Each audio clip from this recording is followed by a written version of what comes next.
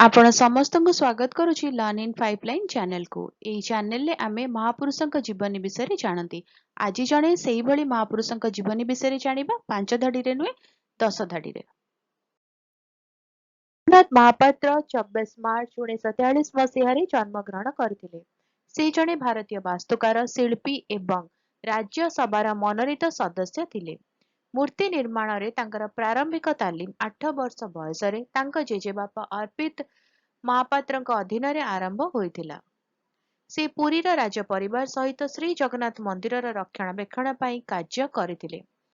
ସେ 1963 ମସିହାରୁ ଓଡ଼ିଶା ସରକାରଙ୍କ ଭୁବନେଶ୍ୱର ସ୍ଥିତ ହ୍ୟାଣ୍ଡିକ୍ରାଫ୍ଟ ଟ୍ରେନିଂ ଆଣ୍ଡ ଡିଜାଇନିଂ ସେଣ୍ଟରର ବରିଷ୍ଠ ଅଧୀକ୍ଷକ ଭାବରେ କାର୍ଯ୍ୟ କରିଥିଲେ।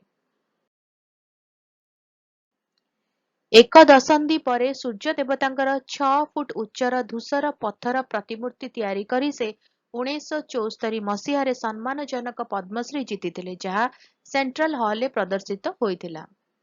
ତାଙ୍କୁ 1975 ମସିହାରେ ପଦ୍ମଶ୍ରୀ ଏବଂ 2001 ମସିହାରେ ପଦ୍ମଭୂଷଣରେ ସମ୍ମାନିତ କରାଯାଇଥିଲା।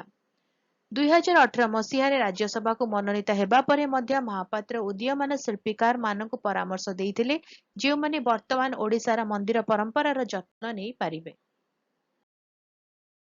ଭାରତର 64ତମ ଗଣତନ୍ତ୍ର ଦିବସ ଅବସରରେ ତାଙ୍କୁ 2013 ମସିହାରେ ପଦ୍ମ ବିଭୂଷଣ ପ୍ରଦାନ କରାଯାଇଥିଲା।